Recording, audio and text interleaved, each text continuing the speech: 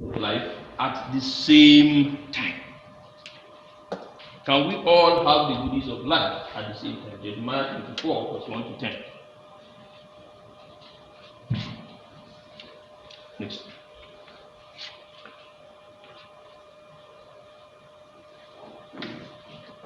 Now, we had started the other week talking about the issues that come up in Jeremiah chapter 24, okay? And we're able to go to Matthew 18 to talk about Christ's attitude to the human being. That he does not see us as different groups, races, sons of particular people. He might choose a particular person and say, your children I will use to glorify my name. But they are still, as we will see in the message of today, every other human being is still his own. And so we see that very clearly the way he handles the issues of the Israelites in Jeremiah 24. And we were able to establish that man is made with a purpose, and his purpose is to create a world that is more sophisticated than the already self-sufficient what? Ecosystem. The ecosystem is okay. It can survive on its own. But human beings, as an addendum, or if they were animals, they were subspecies of apes, can be done away with. Literally, can be done away with if you follow the natural working of the ecosystem. But they are made for a different purpose, for a greater purpose.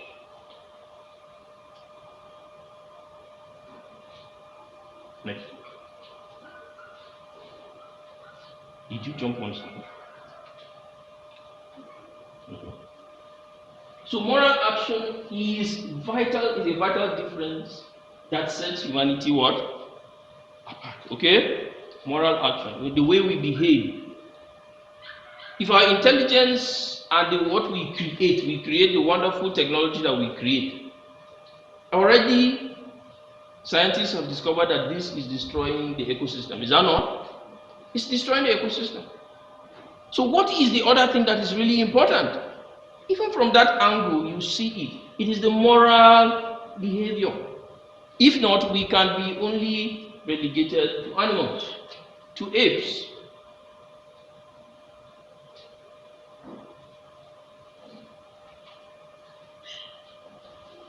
But human beings have certain concerns, and those concerns are what we want to look at today.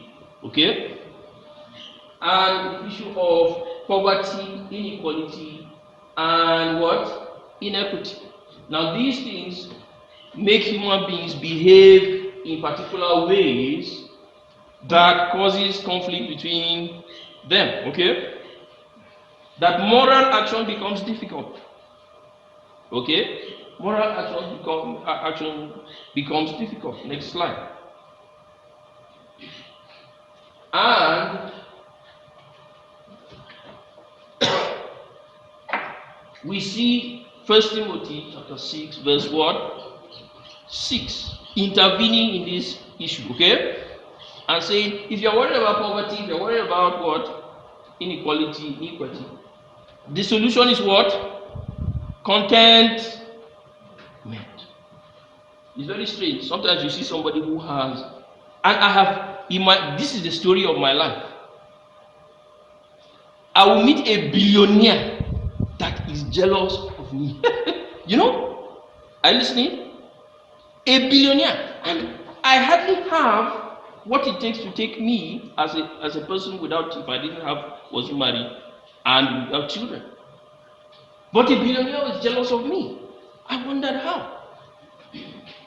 It started by having people who were older than me being jealous of me. And it was a terrible thing. It wasn't something I was happy about. It was very, very confusing, very hurtful for me. But I discovered that.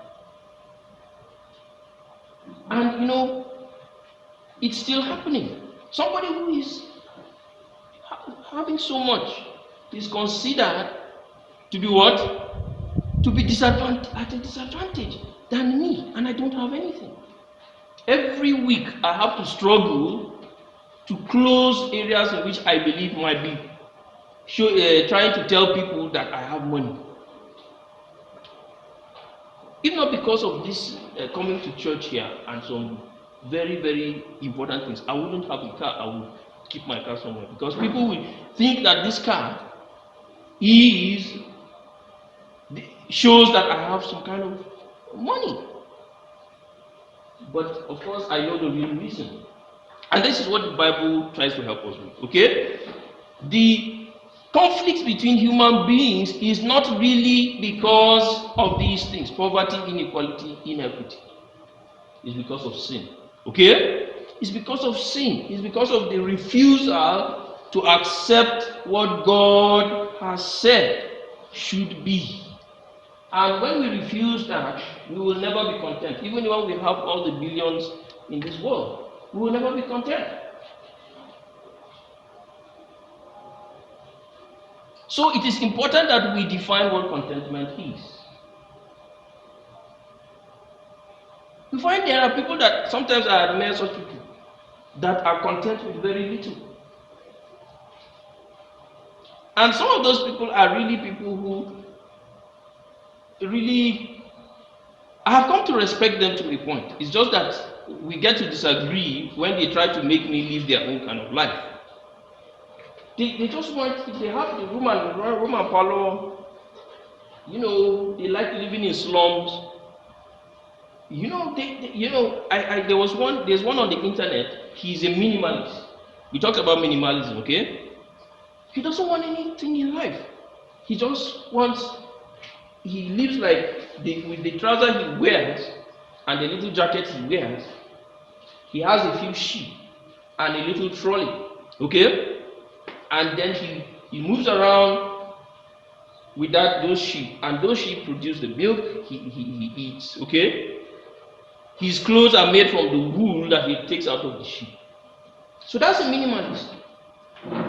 Sometimes I tend to be a minimalist too, but I, on the other hand, I'm a little ambitious, okay? That's my fault. I'm a little ambitious. But sometimes I admire such people, they don't want much. But my own contention with them is that when they see people with money, they begin to elevate those people over those who don't. That's my concern. Why? These two things don't really match. Okay? So we need to define what contentment is. Still, that raises the issue of what really is contentment.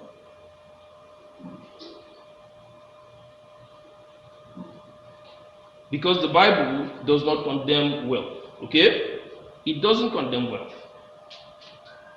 It says, yes, the rich man, the worldly rich man, it is difficult for the worldly rich man to get to heaven. Okay?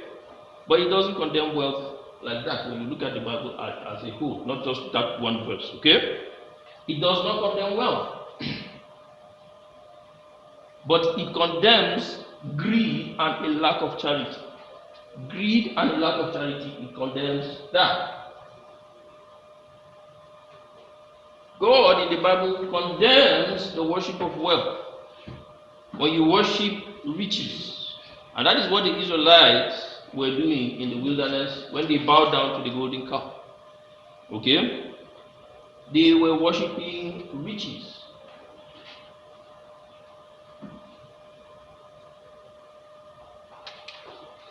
So we always ask the question, is it possible for people to have equality and equity at the same time? It's an important question. Is it possible for all people to be treated equally and for resources to be shared among them equally also? Okay? Equitably. Is it possible? Is the saying that all fingers are not equal? Okay? Is it really true as to the things of life?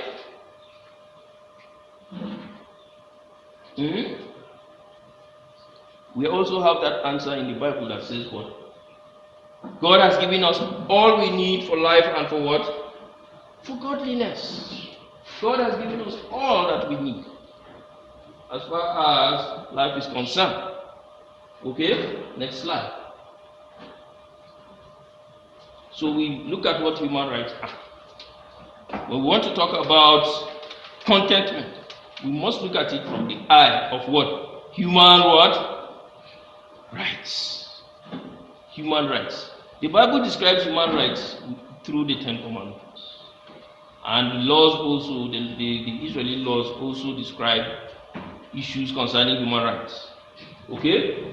But in the modern sense, the United Nations describes what human rights are. And believe me, the Bible is part of the foundation of what we have today. Okay? Because it's popularized by nations like America, by Europe. Okay? So they are the foundation. The Jews, even Islam has all these things. Okay? So human rights, these are universally accepted principles. The right to life and to liberty, the right to freedom, and freedom from slavery and torture, freedom of opinion and expression, right to work, and what? Education. Okay? Next slide. Human rights in Nigeria, okay, include the right to life and dignity. Okay? The right to life and dignity. The right to personal what? Liberty. Okay? The right to fair hearing. The right to privacy and family life. Right to freedom of thought, conscience, and religion. Right to worship God the way you know how. Okay? The way you feel is right. And when somebody feels that no, his own way is better, and he begins to tamper with your conscience and your freedom of thought, and this is what is happening in this generation. People are tampering with the others' freedom of what? Thought. And all because they want to participate in something they feel left out of. So there is always a balance. Okay? You have as much right as you allow the other person his own what? Rights. That means you cannot enter somebody's house and just go into the fridge and carry what you want and eat without asking. Yeah? I'm hungry. Please, can I take something from your fridge? That is how rights work. Excellent. So all these rights are guaranteed to all citizens, and none should contradict the other. And some of the basic rights include food, housing, water, healthcare, and security. Okay? And security. Next slide. Many people will be content in this world if they have these basic rights. They will not seek wealth, they won't even seek greater things if these rights are provided for. I've told you I've met so many of them. I'm a business person, I want to make as much money as possible. But I've seen people who don't really want that, and I respect that, okay? As long as you respect my own too. Okay? As long as you respect my own too, you have the right to live the simple life. And some of them, unfortunately, is that they have a means, and that is why they are content. And it's very funny. They have a means, that is why they are content. But they expect somebody who does not have that means to still be content. So others have the right to pursue wealth, and they should be allowed as long as they are doing it in respecting others. Okay? As long as they are doing it respecting others.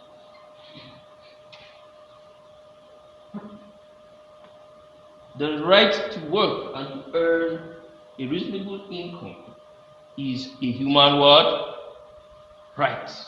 So that includes those who are wealthy.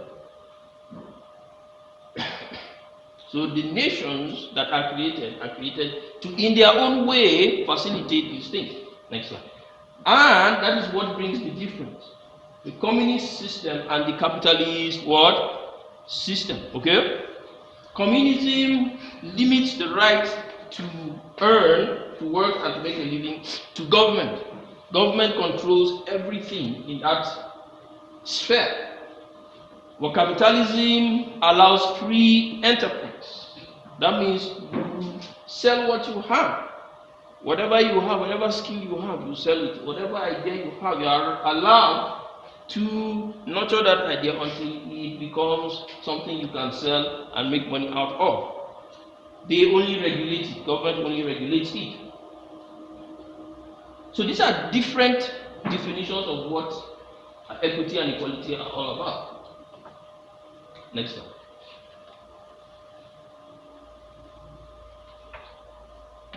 None of them is perfect, okay?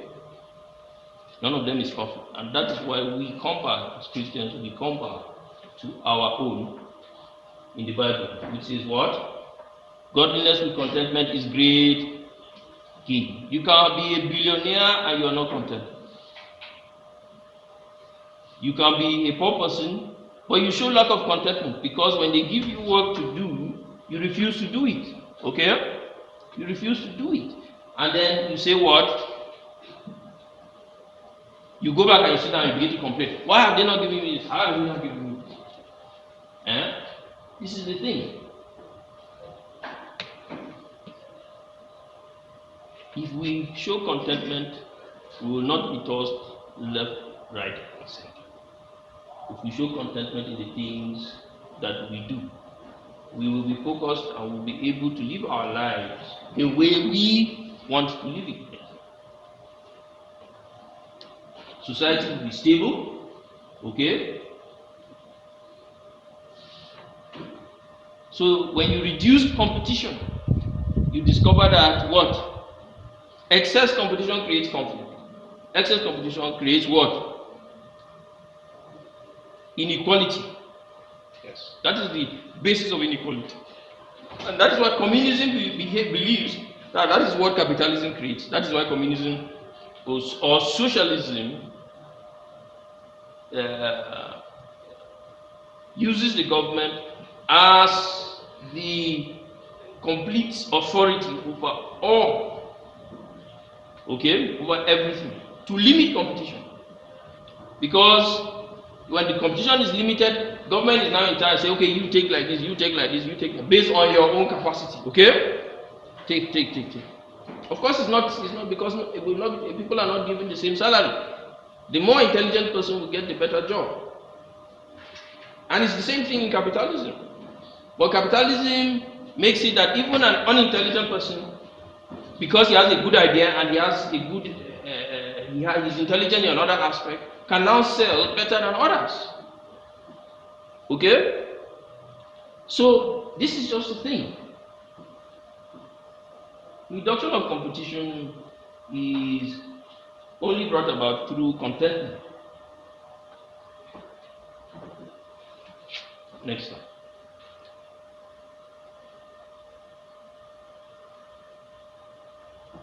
Some rich people deserve their riches. They deserve their riches, okay? Because they work hard. They provide for the needs of others, okay? They do it through technology and by having character others don't have. So you find that somebody with character, he might not have all the know-how to manufacture technology. But because he has character, he gets into government. And from there, he becomes rich. He gets into government, you know.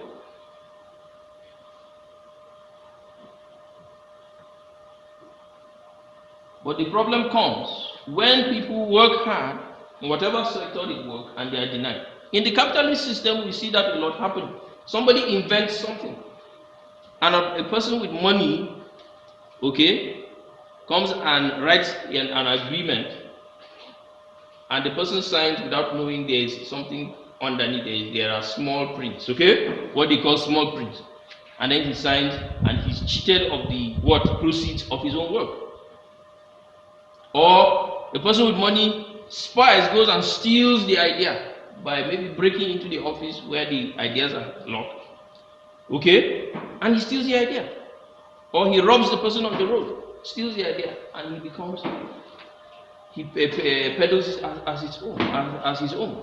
In the communists, they will say, okay, you come, sit down here, we'll give you a position, but we'll control your salary. Okay? You won't earn too much so that people will not accuse us of being unfair. But you will earn what you deserve. And that one too, sometimes there are problems. So when somebody doesn't earn what he's supposed to earn, complaints start next time. So no matter how content a person is, when there is injustice, he begins to protest. He or she begins to protest. Good governance, brothers and sisters, is the only way for peace and for tranquility. Okay? By providing justice and what? Equity is good governance. Government is the key to this. That is why when God started with the Israelites, he didn't just scatter them in the land of Canaan and say, oh yeah, everybody just party, let's go ahead. He first established a what? Government. Okay? Moses and the priests established the government. And that through that government they could live under an equitable what? System. You know? So government is the key, and that is what God is teaching all of us. Government is the key to equity. Government is the key to equality. Praise the Lord. Yes. So where the human rights are protected, people are happy and they back such a government. So that is why sometimes, even though democracy is accepted as the best form of government, it is also subject to the moral orientation of